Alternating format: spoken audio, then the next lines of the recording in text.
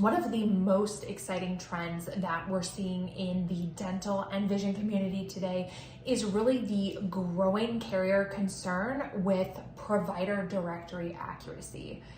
Over the last decade, we've seen a real shift in the conversation.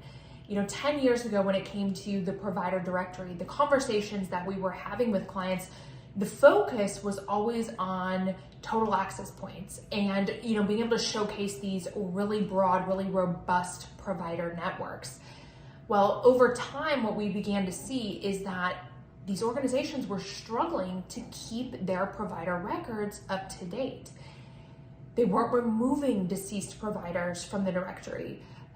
Practitioners who retired or were no longer practicing or moved down the street were not accurately reflected in the provider directory. As you can imagine, this resulted in artificially inflated, very overstated provider directories. These networks were appearing to be double the size that they actually were.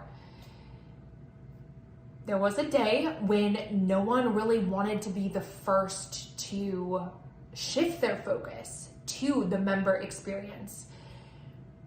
They'd say to us, we'd love to start cleaning up the directory, but how is this going to impact our business?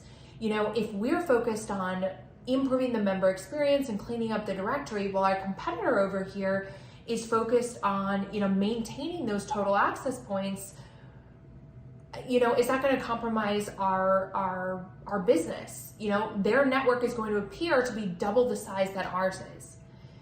Well, thanks to those trailblazers out there, the conversation has now evolved to, not only how do we improve the accuracy of the directories, but how do we leverage this better data that we now have to build better networks? How do we improve the member experience?